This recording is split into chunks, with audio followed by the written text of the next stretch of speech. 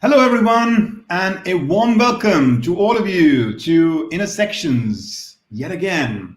This is a place where we seek to have a dissolving of all kinds of boundaries in order to allow us to explore the fullest possibilities in human potential in our own true nature. We dissolve east and west, inner and outer, purpose and profit, science and spirituality, and what have you. And while in recent episodes, we have had the opportunity to learn from or about some really storied lives. People like Mother Teresa, people like Candice Lightner, a world changer in her own regard. Today, I have the great privilege and opportunity to bring into our midst someone who, while he's also making a very beautiful journey in his own life, has also dedicated his life to the study of human nature and to the exposition and the teaching of human nature. A scientist, a psychologist in Scott Barry Kaufman. And so, without further ado, let me welcome into our midst Scott Kaufman. And as we're getting you on, Scott, let's also welcome our audience. Thank you for joining us today. Can more of you just shout out in the chat window where you're calling from today so that we can just get you feel connected more as our global community? And let's give a warm shout of welcome to Scott Barry Kaufman as well. Scott, thank you for joining us. Yay! Thank you. It's a delight to be here, and it's amazing to see so many people from all around the world. It's incredible. Scott, let's do this. I want to show people who you are in a couple of ways. So, with your permission, can I show them your website? Just a couple of things, just to have us get to do a quick little tour of your world. Of course, yes. Cool. You can show them my Google Scholar H index factor. All right. Nerdy joke. That itself reveals just how much more advanced you are than most of us. So what is that Google, Scholar H index? That was a nerdy joke. That academics, they fight over who has the higher H index, which is how many publications, citations, and it takes a lot of things into calculation when calculating someone's tenure. But yeah.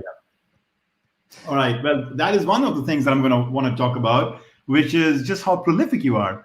So this, first of all, is Scott's new book, Transcend, the new science of self-actualization. Most of our time together with Scott today is going to be spent on dissecting this book, his journey through this book, the core insights, and some puzzles and questions that have come to my mind over my pleasurable journey through this book.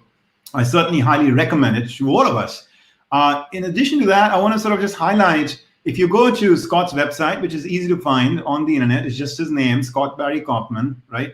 Then you will see under blog, for example, just how prolific Scott is. I know this as well because, Scott, I've been following some of your writings in Scientific American. These are, of course, just a handful of the most recent blogs, right? If you go next, notice it says 45 pages here, 45 pages of these blogs.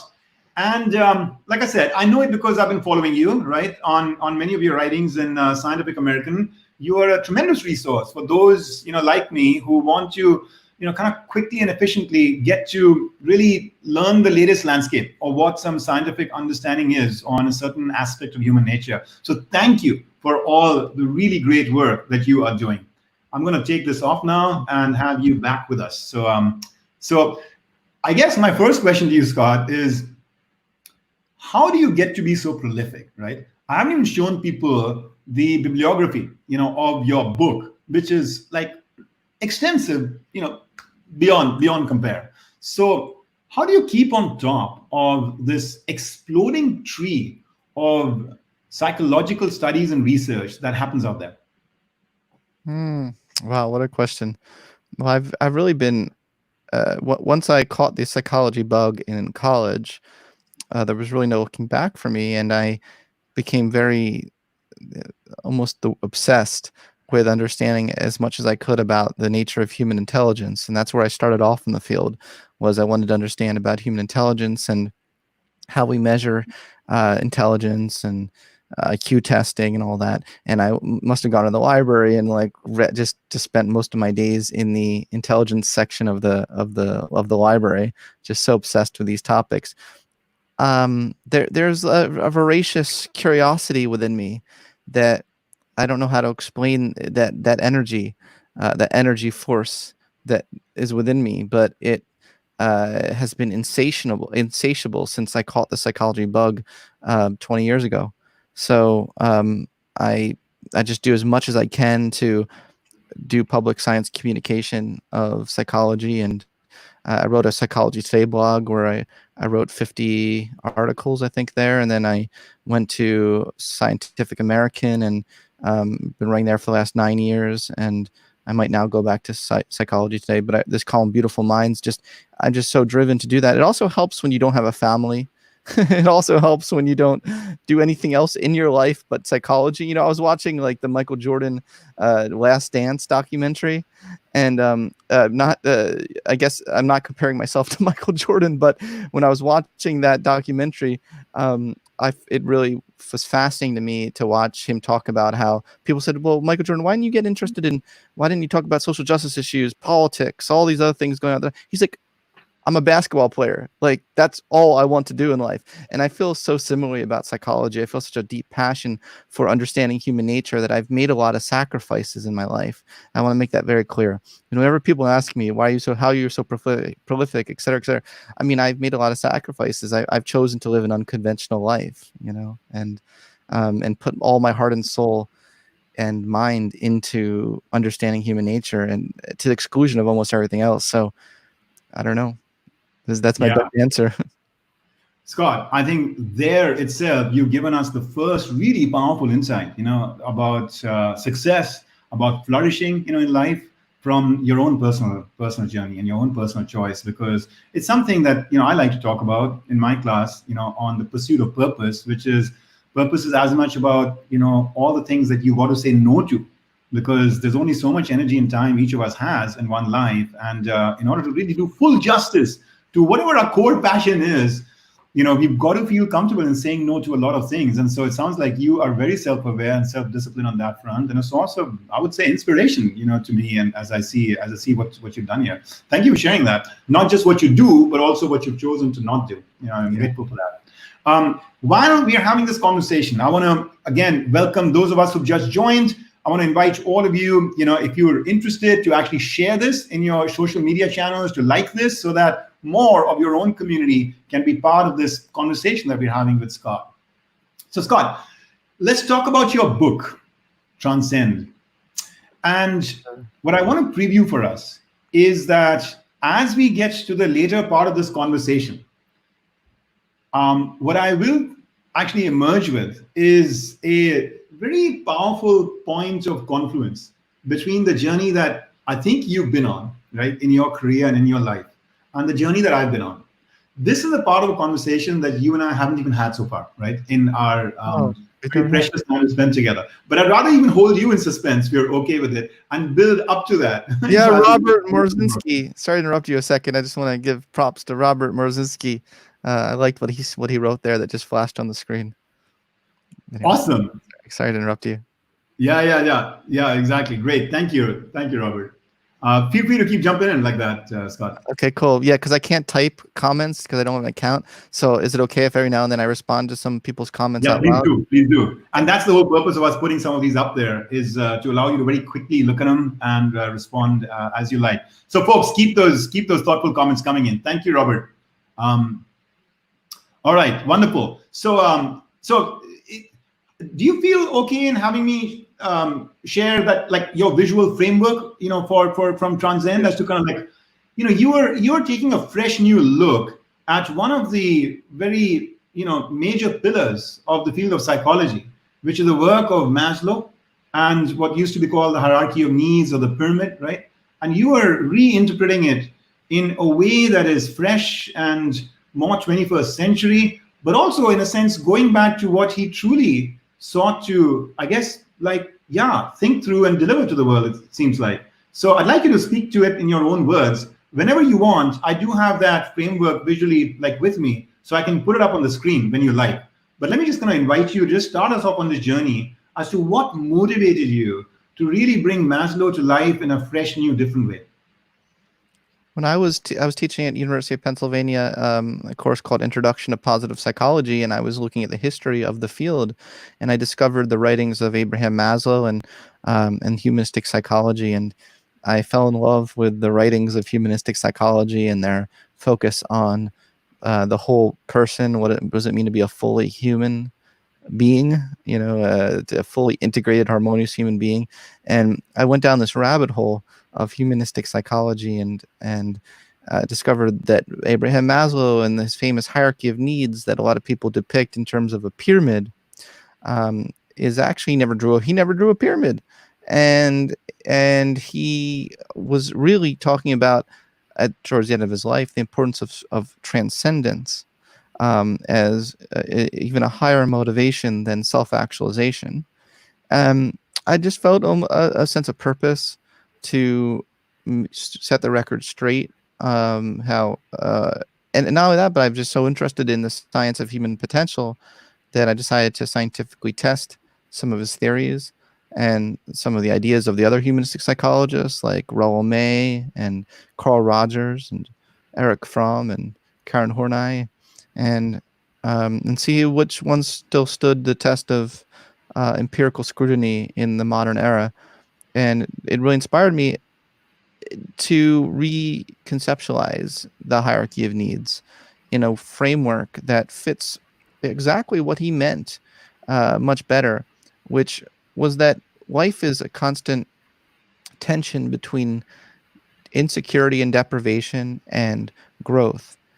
And he argued that there's the D realm of human existence, the deprivation realm, and then we have the being realm of human existence, or the growth realm, the being realm.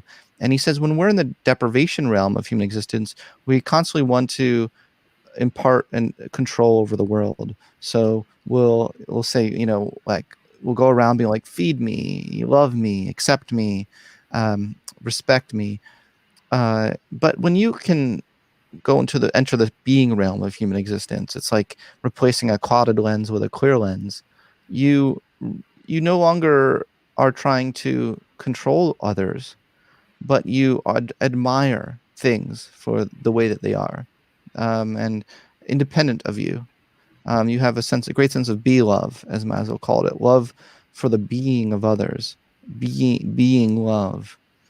And in this state of consciousness, the state of motivation, you can momentarily reach moments of transcendence, these most peak experiences, the most wondrous moments that make life worth living. They're very hard to access when you're in the deprivation mode, the D realm of human existence.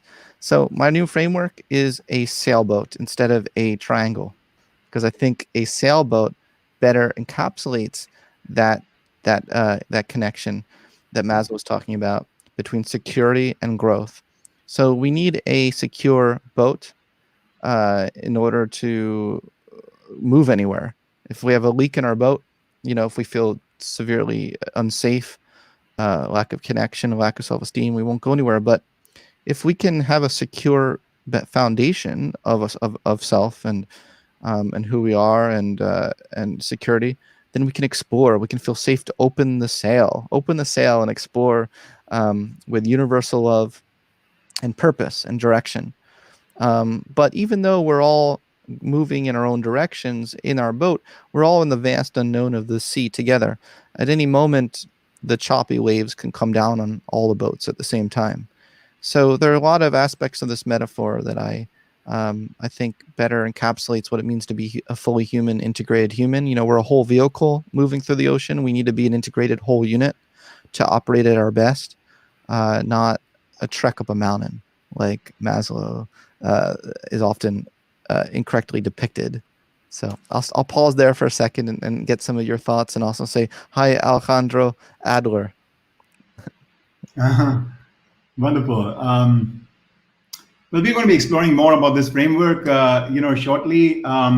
So when I see this framework, there is something there at the very top in light gray. Your whole theme around transcendence. We'll come back to that, in a short while.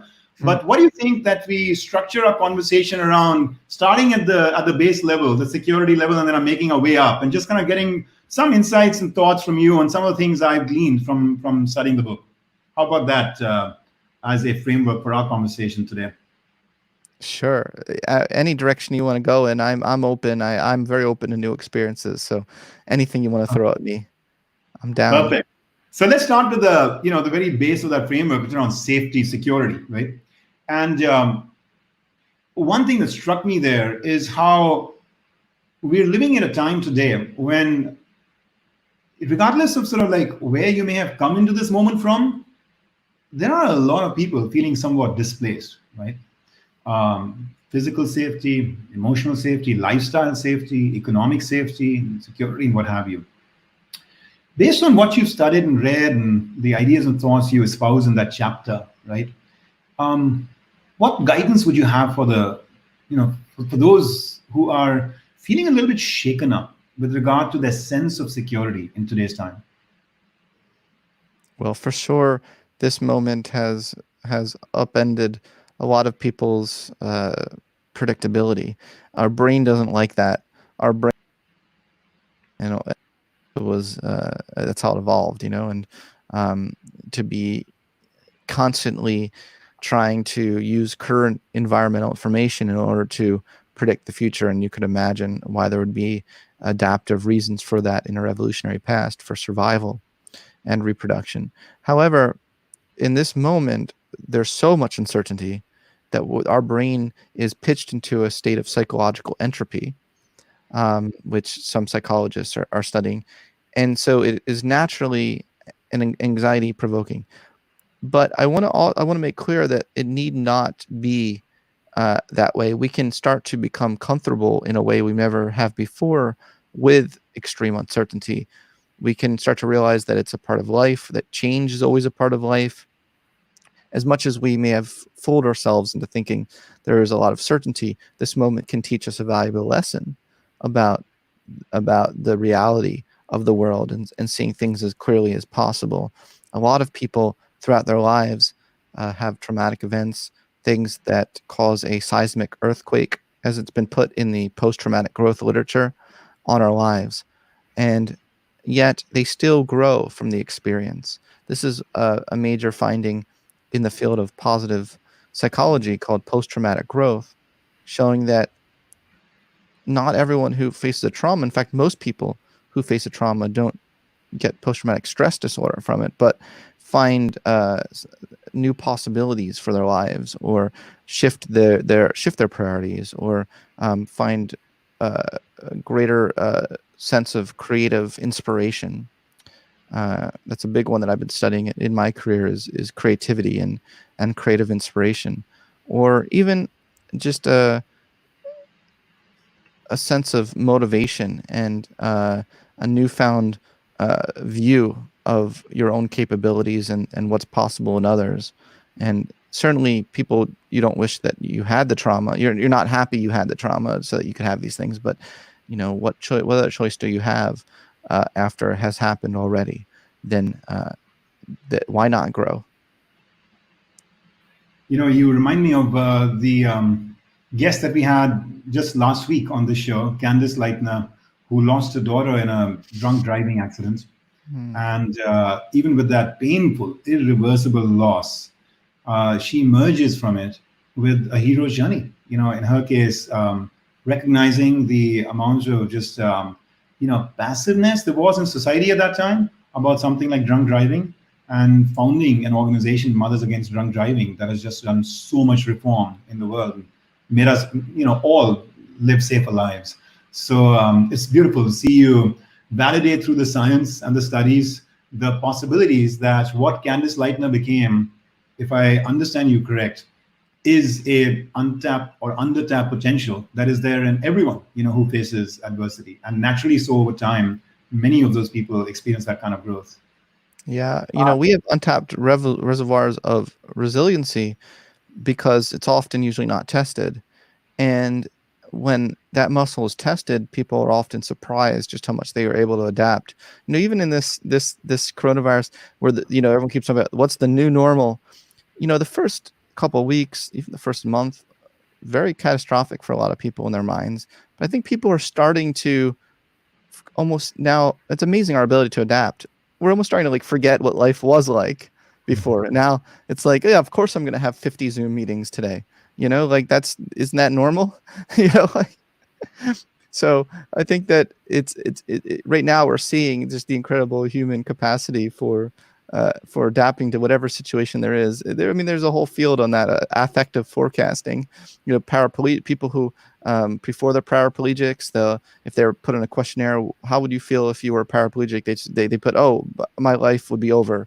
There'd be no reason to live, et cetera. And then they become paraplegic, and then researchers will say, like, now, you know, how bad is it? And they're like, you know, it's not so bad. I mean, obviously it's horrible, you know, objectively being paraplegic, but, you know, subjectively we adapt, you know, and it's amazing how much we adapt. And that happens in the other direction. So they'll have lottery winners do affective forecasting. Rate how happy will you be if you won $1 billion? I bet if I asked people in the chat log right here, they'd be like 10 out of 10, 10 out of 10. Well, turns out that we even adapt to good things too. So people who win the lottery, first couple of days, brag to all your friends, get the new Lamborghini, you know, the requisite Lamborghini, buy mom a new house. And then you're kind of like, wait, so there's still more to life though, you know? And we adapt. So I think that you know, I am a Zen Buddhist. So this is the philosophy of which I live my life. So a lot of my principles are obviously going to sound very like that. So, you know, I think that the greatest thing you can do is just accept change as a natural part of life, and that means change from the highs as well as change from the lows. So, that's a lot of beautiful thoughts that you just shared. I use that teaching. I call it. I know they call it the hedonic treadmill. I guess in psychology, I like to call it just simply the happiness treadmill. Yeah. And I remember mostly focusing with my MBA students on the lottery part of the story, just to help ground people that when you're soaring in the skies with your consulting job, you know, investment banking job, etc., just be mindful, right, of the the treadmill, right? But I think it's your point. It's a very important observation that you just shared, which is in today's time, with the diminishment of hopes and expectations that have been caused by the pandemic, maybe it's helpful to look at the other side of that, equation, right? The party who actually had something, painful happen to them, like you said, like a paraplegic. And to recognize that actually, there is life after that. There is life beyond that. In fact, coincidentally, the very first person we had as a guest in Inner Sections is Joe Zhu, originally from China, who ended up having to be a quadriplegic, after a really painful turn of events in his life. And he shared that story of going from a point of being almost like suicidal in the first few days to a point where he soared brilliantly, like this beautiful sailboat of yours, in rough waters. That's exactly right. And here's the thing.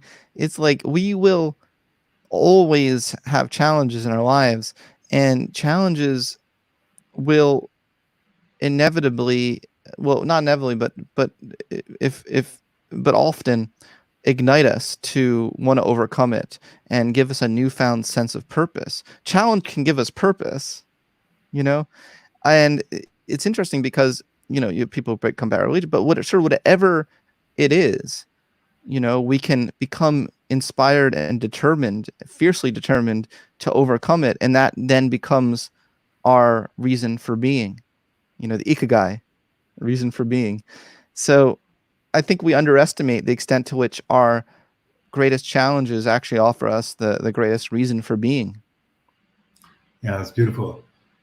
I like to sometimes think that there is, like, emotions have energy, pain has energy, disappointment has energy. Yeah. And if you see it as energy, then if you were to be able to redirect that energy, then that energy becomes a force, right, for you. Is that kind of like making sense? Yes. Oh, yes. And I also was reading a comment by Bellew Thomas. I really like that Bellew pointed out that there are other ships who keeps putting that up on the main screen? Thank you, whoever's doing that behind the Wizard of Oz.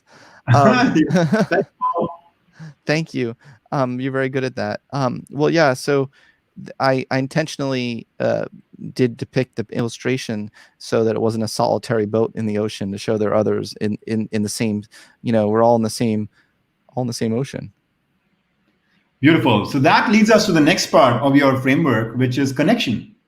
And in that part of your writing, you talk a little bit about Barbara Fredrickson and some of the work around sort of like micro connection, and this notion of sort of like this much deeper, calm, and connected place that is so central to rewarding connections, in life. And that it's not about the quantity of connections you have in terms of the number of friends or social media followers, etc., but it's something to do with more the quality. Can you weigh in a little bit more on that? Yeah, I really like the research on high quality connections, suggesting that what really matters is the quality of the connection, not the quantity of it. And plenty of people live with someone and still feel lonely. Some people live alone and don't feel lonely. It's some people have 100 friends, on social media, or thousands of friends on social media and feel lonely. Some people have one friend and two friends and they feel satisfied. So it really is a matter of the quality of the relationship. And there are certain features that scientists have unearthed that underlie a high quality connection. And reciprocity is a big one. You feel like you're in a relationship that has a certain sense of intimacy, disclosure, and mutuality to it. So I've distinguished in my book between the need for belonging and the need for intimacy. A lot of people are seeking intimacy and they think their need for belonging will satisfy it, and they realize it doesn't satisfy it. So a lot of people may join cults or gangs, or even extreme violent extremism. I've been very interested in the psychology of violent extremism, and what you find, a lot of people who get involved in these sorts of things, they're seeking transcendence.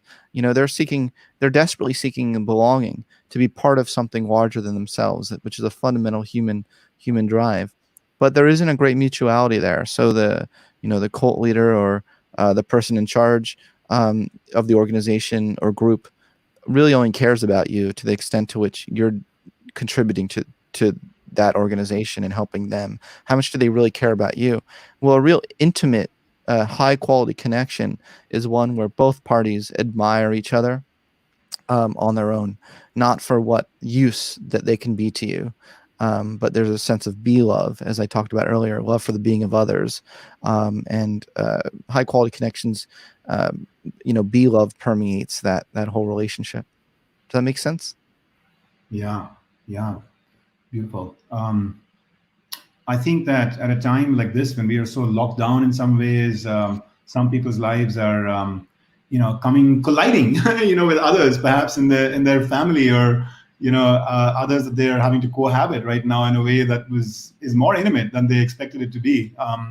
Perhaps there is an opportunity to use some of what you're saying to more consciously act out that relationship rather than purely by instinct or habit, i.e. to think about what can I do to imbue this relationship with more meaning and more warmth and more fulfillment, and really grow as my part of that kind of equation. Is that making sense, Scott, to you? Oh yeah. Oh, for sure. I want to hear more of you talking. I want to hear more of your perspective. You teach a whole course in this, and I know your students have told me it's really inspired them. How are you coping during this pandemic? Well, as you were just talking, it was reminding me, thank you for sharing that, about this moment, a little while back when I was in New York, and I realized, my daughter, who we are raising in India, my wife and her were here in India, and I realized, oh, my heavens, this thing could go into lockdown at some point, and national travel could get disrupted. I better take a flight back, and just kind of why? Because I even though I'm used to living, away from them and they from me from time to time, I just realized that in this moment, there might be such an emotional overload that, especially my daughter, would have to go through, that it might be a defining hour for her and might be really important and valuable for me to be here. And that's kind of like what it's been like over the last couple of months. I mean, she's a brave soul, and she's gone through, as much as anybody else, in a courageous way, showing some of that resilience that you talked about, but also flashes of like, what's going on in the world.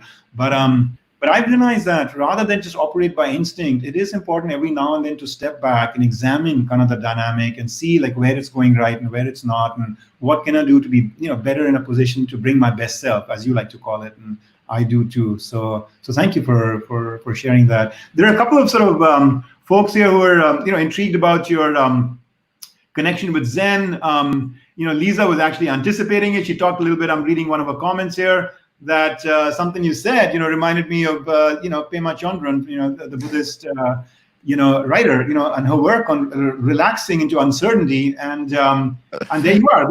Then you did the big reveal about your Zen, Zen. Well, I'm a big fan of Eastern Indian philosophy. I'm a real big fan of people that modern day, yogis that modern day people have not heard of. I have this thing of I want to like bring back wisdom from, I think that just because they're dead doesn't mean that we can't talk about them, that we can't bring back some of their wisdom. So I'm going to mention a name of someone that I would be shocked if anyone here has heard of, but Ule Azrani. Has anyone heard of him? Yes, he knows that, and it turns out Abraham Maslow was so enamored with the writings of Ule Azrani on the plateau experience that he co-opted that term in his own writings towards the end of his life and talked about why the plateau experience is even more important than the peak experience, and a lot of people here who are familiar with maybe some Eastern notions of self-realization will realize that this will sound very familiar than like the Western notion of self-actualization as climbing to the top of whatever and kind of becoming great. Actually, in the Azrani conceptualization, the height of human existence is your ability to find the miraculous in the everyday. And if you can cultivate that practice, boy, you'll live a life of greater transcendence than anyone who's constantly fighting to get to the top of some nondescript mountain that they don't even know what's at the top or what the mountain really is. But if you can just the most profound thing I learned in reading those writings and hearing Maslow's own description of it is if you can just walk down the street and feel touched by a beautiful flower, you're doing well. Like you're doing good in life if you can do that. If you can't do that, and all you need in order to appreciate life is winning or always the next thing, the next drive, then that's not going to be a life of transcendent experiences. That's beautiful. A couple of thoughts are coming to my mind. One is Albert Einstein. He once said something like, there are two kinds of people in the world: those for whom like nothing is a miracle, and those for whom like everything is a miracle. Yeah, I love that. Yeah, I think that. Yeah, for Einstein, I think everything was a miracle. I want to answer. Wendy said, "Who's the name author again? Can you type it out for me in the chat window since I can't type it in?" Yeah, go ahead. U.A. Yeah. .asrani. I have rare correspondence and letters between Maslow and Azrani. Yeah, beautiful. Well, I'm going to give you a reference back as a gift. Maybe you know of it. If you do, I'll be super impressed as well. but if you don't, maybe you'll enjoy this. So thank you. Yeah, two things. First of all, I'm very happy to hear of your kind of affinity and affiliation with Zen Buddhism. In fact, I know you're in the Los Angeles area, and one of my very dear colleagues at Mentora Institute, Dan Buria, comes himself from the Zen traditions. He became actually over time an ordained Zen monk, and he actually runs a Zen center in LA. So when you're a little bit out of lockdown mode, I'd love for you guys to meet. I know he'd enjoy it tremendously. I would love that introduction. I would really Yeah. love that. Yeah. And you are an expert on creativity, and he used to be the chief innovation officer of Ogilvy. Oh, So, wow. so I think that there'll be a lot of cross fusion between you guys. Beautiful. Thank you. By the way, for those who are on Amazon looking for Azrani's books, it looks like the only one that's available, which you can buy for $18, is Yoga Unveiled Volume 2. You can't get Volume 1. Oh, darn. Maybe on eBay or something, but it's good to know it's still in stock. I mean, there's so much great wisdom within generations. There are people, and it, like, I pray that, the wisdom of you, the wisdom of me, the next generation has heard of us, but it's quite possible they won't, right? And Right. it's just fascinating. I love discovering gems from prior generations. Beautiful. So then I'll start to do a pivot, recognizing the precious confines of the time we have.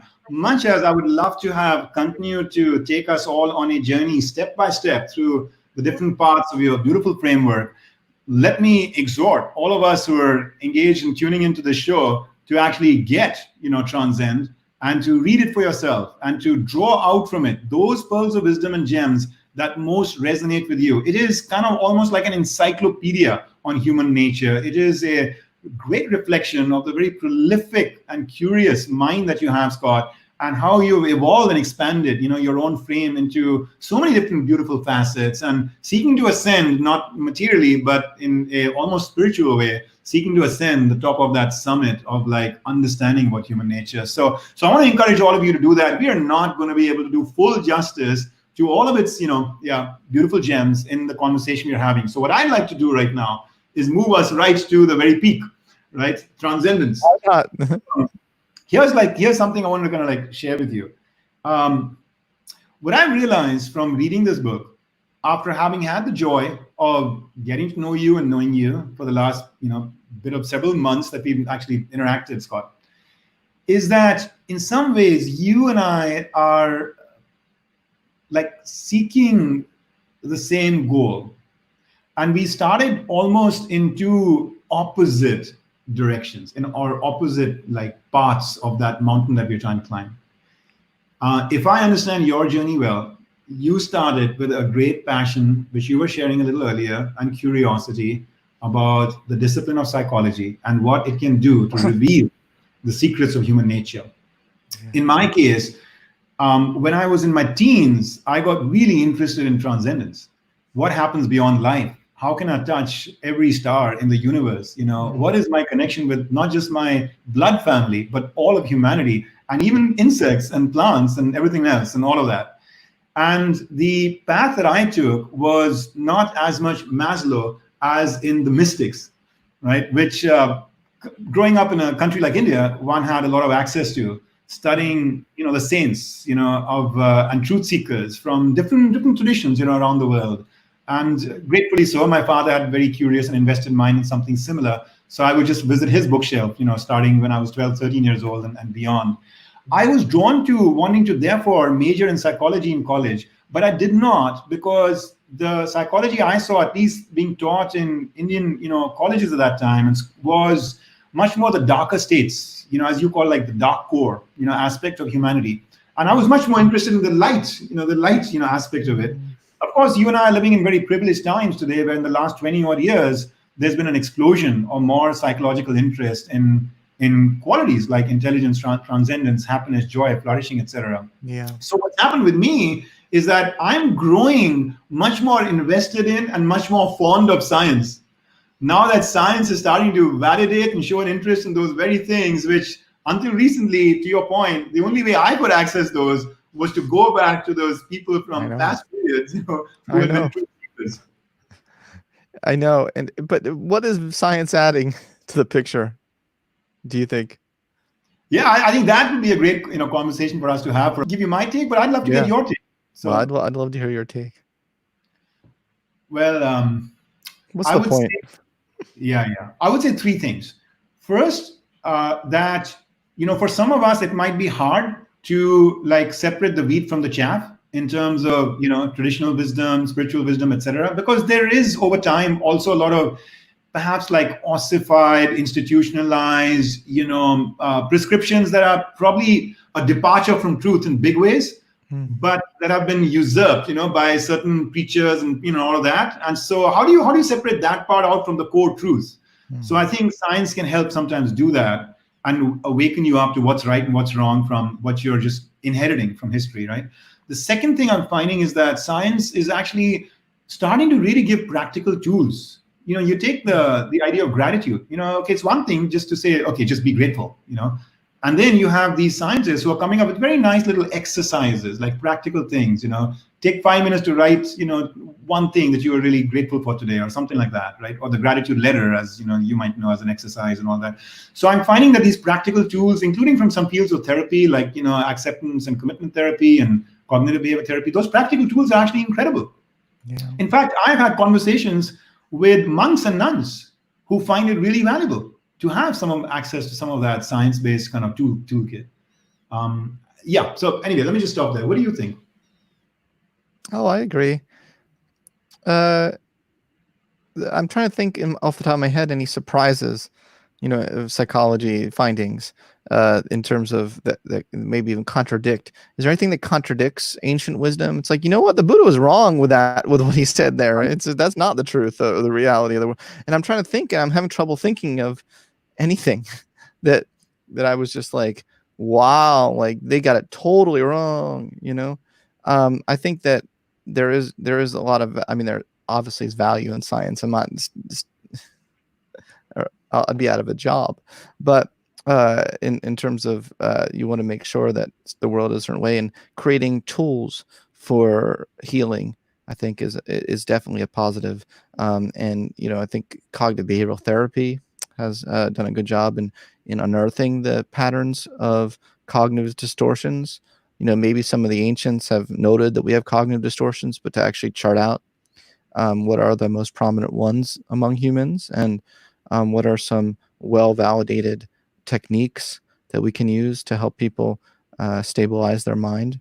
Yeah, so there's definitely value in it, but I am trying to think of anything that's just totally contradicting something that some of the greats said in like 10,000 years ago. Can you think of anything?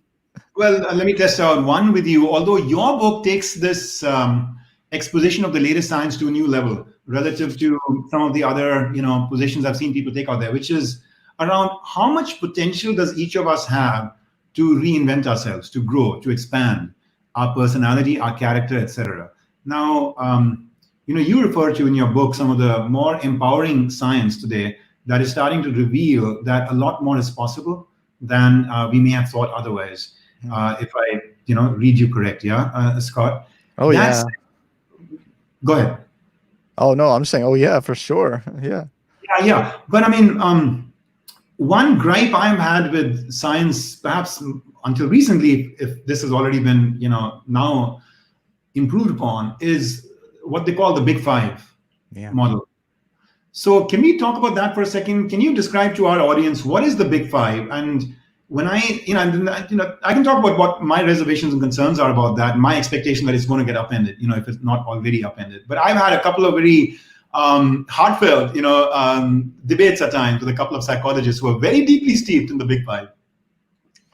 So do you want to get my thoughts on the Big Five? Is that it? Can you introduce it to our audience and then also give me your thoughts? Yeah.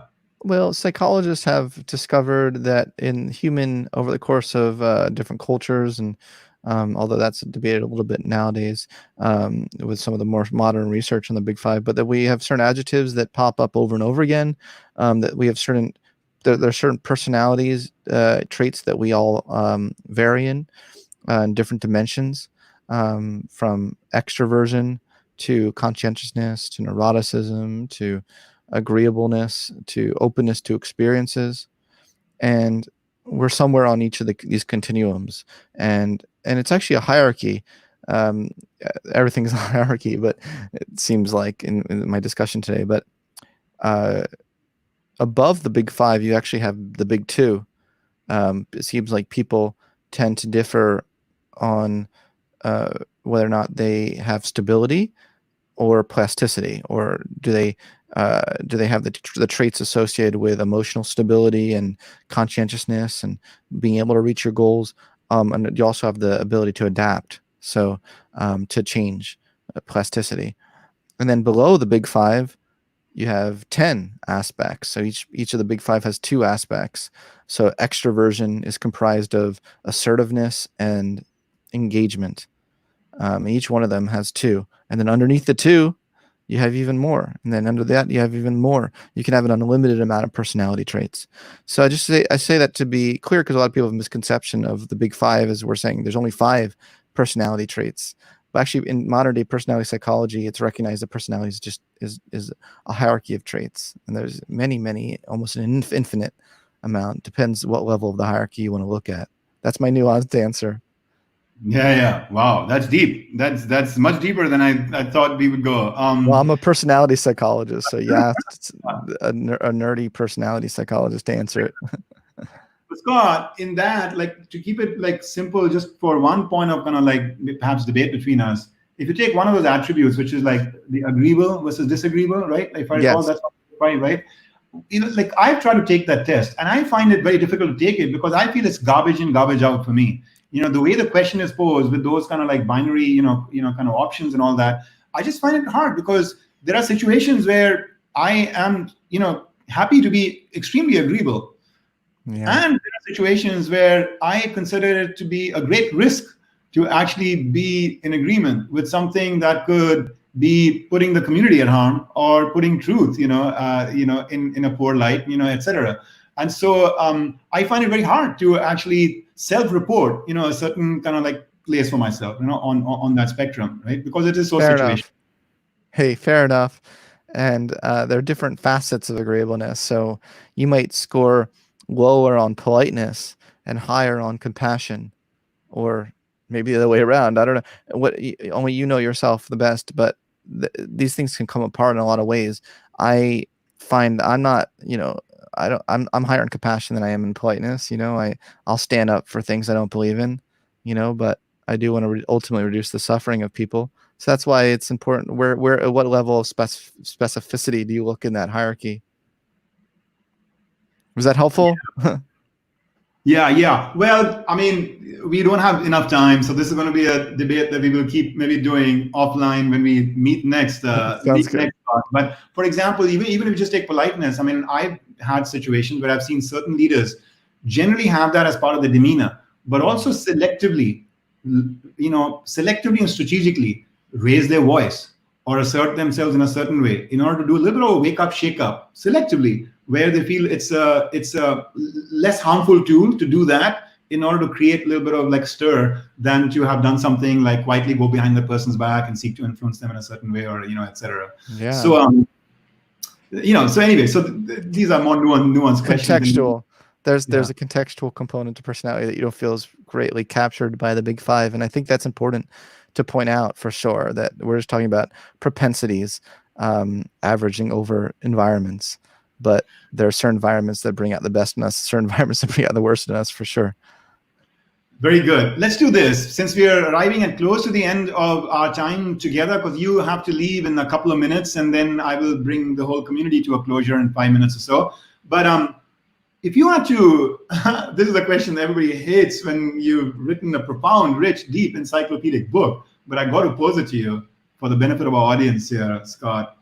If you had to distill it down to one thing that you would like our friends here today to carry back with them, what is the biggest learning that you have received from doing the research and the writing of Transcend? No matter how dire the circumstances seem, don't forget to neglect your higher possibilities. They're still there. That's it. Oh, that's beautiful. That's beautiful. I told you I wanted to give you a gift back as a reference. So Scott, have you heard of a gentleman called Evans Lenz?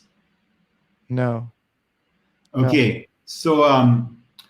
So you talked about this correspondence between Israni and Maslow. So now I'll show you another juxtaposition of mysticism and modern science. And so Carl Jung has written the foreword to this book. The book that I want to recommend, if you're drawn to it, is called The Tibetan Book of the Dead. And it's not the Tibetan Book of the Living and Dead, it's the Tibetan Book of the Dead. Cool. And it is translated by Evans Lenz.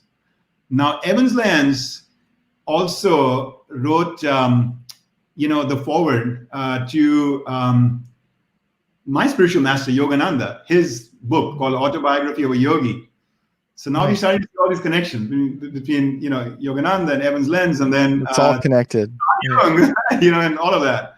And Carl Jung, in that foreword, which I'll never forget, I read it when I was a teenager. I was very curious about what happens in life after death and all of that. He says that Western psychology has primarily focused on postnatal psychology. But what about prenatal psychology? What about preconception psychology? Is there something like preconception, psychology as well? And that's what that whole book is about from a Buddhist lens, because it is a book about the, deep philosophical understanding, that the Buddha and his, followers since have developed around what happens to the soul, what happens to the spirit, not during life, but in between two lives. From the point that, you die to the point that, in the case of Buddhist thought, right, that you are actually reincarnated on the planet.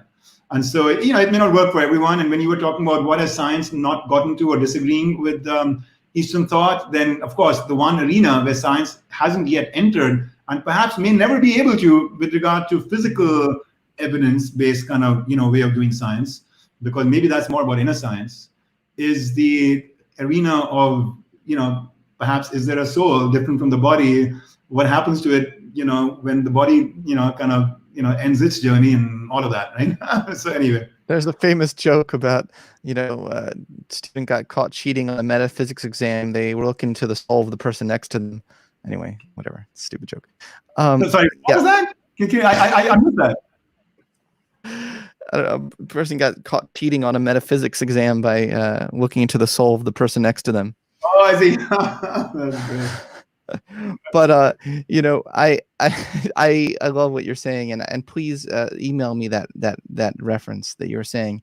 I can't type in the chat window, so if you could type it in the chat window. Yeah. I will. Well, I have to. I must go. But yeah. I just want to put a couple of greetings here for people. People, if you want to share anything with Scott, this is the moment. Let's make it happen. Elaine is thinking it's a Woody Allen joke that you just said.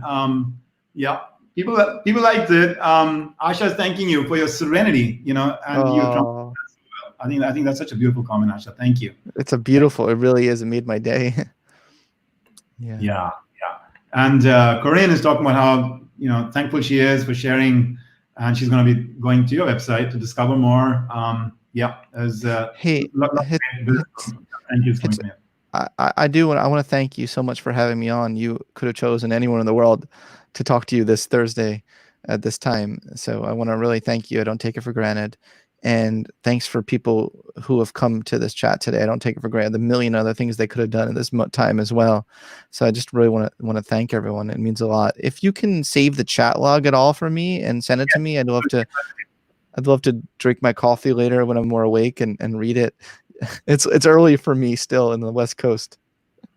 Thank you for waking up and doing this, and we should be the ones expressing our gratitude. You are always so gracious, Scott. Very, very grateful. I know you have to go, so we should allow you to make haste and move on to your next commitment. But all the best with the further advancements in the work that you're doing and in the propagation of Transcend into the world. I look forward to our next conversation. Thank you for joining us today. Me too. Thank you too. Bye. Yeah, it's a great joy, Scott. Thank you. All right, my friends. So I usually try to present some 2 or 3 big takeaways from the conversation that we've had. This one was so fast and free-flowing that it would be hard for me to make a claim that I can definitively give you what those 2 or 3 are. So let me just ask you this. What is the big thing that you are taking away from this? Use the chat window. Let's kind of take just a couple of minutes to bring it to closure. And then I'll just quickly tell you what we're going to do next week as well. All right. So what are you taking away from this? For me, one of the biggest things is just like how awesome a guy Scott is and how we would be a very blessed planet if more and more scientists had this very humanistic quality that Scott possesses, in addition to his very curious and incisive mind, isn't it? So let me see what you guys have to say on that. Mauricio is saying, great lesson. Yeah, I appreciate it. One of the things I really appreciate about Scott is his openness to being at the edge of science, not just at the edge in terms of what's the latest science, but also the edge as in like the topics that science is a little bit shy of treating and studying and researching, right? So Scott goes to that very edge and he finds some of those scientists that are actually doing a little bit of work there. And then he adds to it, wisdom from some of these other sources as well. Like he was talking about here, dead people from history who have pursued, the quest for truth. And so that is the kind of scientists and science that I personally have a huge amount of admiration for. Carmen is saying, as he said, no matter how dire a situation, we should not neglect our higher possibilities. Thank you for reminding us of that very powerful and beautiful quote from him, especially at a time like this, isn't it? And what a beautiful, offering that we can take to our loved ones as well from time to time. So let's take some other thoughts as well. Elaine, look hard at what we think we already know in order to be more open to growth from other fresh kind of wisdom and learning and experiences as well.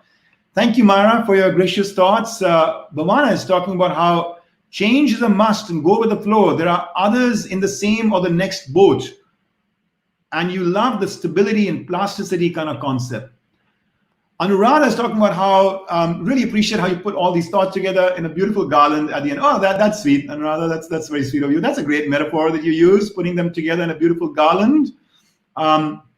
Raman, also remember the wisdom of the ages. Yes, while we want the latest and the greatest and the newest, there is wisdom in the ages because truth, real truth is eternal, is timeless, never changes. The outer projection and expression of it can change in nature, but that's just a dance that's happening between spirit and nature. And that spirit aspect of truth is changeless. And so if somebody discovered it 5,000 years ago and they actually truly got to the diamond of truth, then it must be equally applicable today. So that's beautiful. Now the deep and complex thinking and feelings seems simple. Thank you, Dionyso. I hope I pronounced your name reasonably well. Please correct me if not. Fan is saying, I really like his concept in post-traumatic growth. Yeah, that's beautiful. Especially because he's not saying it's just the breakfast of champions. He's saying it's the breakfast for all of us. It's accessible to all of us. And you're also saying the quality of the relationship and connection, reciprocity, was a beautiful learning for you. The needs to belong versus the need for intimacy. Scott Barry Kaufman is his name. DJ, you're reminding us, perfect. Michael, you're talking about, I just want to remind that today is World Meditation Day. Thank you, Michael. And you're so right. I should have reminded, all of you myself, but thank you for, giving us that gift of being aware. And I think there's something live that is happening at, at 2 p.m. East Coast time. So if you want to go, on YouTube, there'll be a live event for World Meditation Day today, May 21st, 2020. So look forward to having some of you perhaps join me and others in that journey. It'll be beautiful. Thank you. And so one final comment from Eugene. It's good to see the psychology still exploring beyond Maslow's hierarchy and the big five to develop a deeper understanding of human nature. Looking forward to learning more. So true. It's a great book, Transcend, from Scott Barry Kaufman. The gentleman that I was talking about and the book that I gave him was this, Y. Evans Lens. And the book is called Tibetan, let me just put it down, of the Dead. Okay, that's the book. Hopefully that gets over to you guys. And then next week, I'm going to take a break from bringing fresh voices in from the outside. And instead, I'm going to invite us to have a dialogue between ourselves. I want to hear from you. So please share your questions. I'm asking Anobik to put my social handle, media handles, on chat. So if you're interested, please follow us there.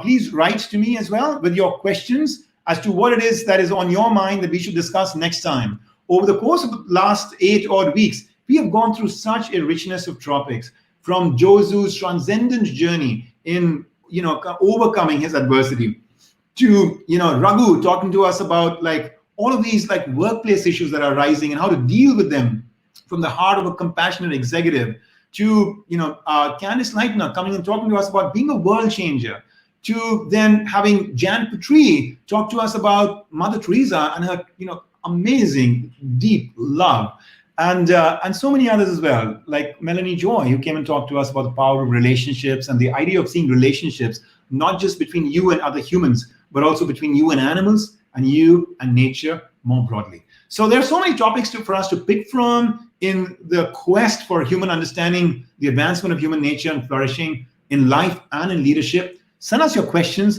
and then I look forward to having that more intimate, just one-on-one conversation between you and me next week at the same time at 11 a.m. All right. For today, let's bring this session to closure, given that it's World Meditation Day, with a small little meditation. And so I invite you to sit in stillness, to close your eyes, and focus your attention on your heart. Imagine there's a small sphere of light emanating from your heart. And as you anchor your mind in that sphere, enjoy that bliss of disconnection from thoughts and senses and distraction and worries. That simple act of anchoring your mind in a tranquil experience within. Feel that you are more of a human being than a human doing or a human thinking or a human feeling. You're simply and beautifully a human being. And now just seek to expand that sphere to include all of us in it. A sphere of light, a sphere of love that includes all of humanity, all of life. Our whole planet is now bathed in that light and love emanating from your heart.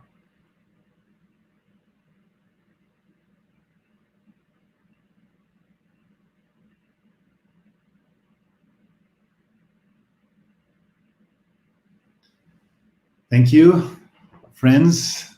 Have a wonderful week. Enjoy World Meditation Day. Stay well, and we will see you next week at 11. Bye-bye.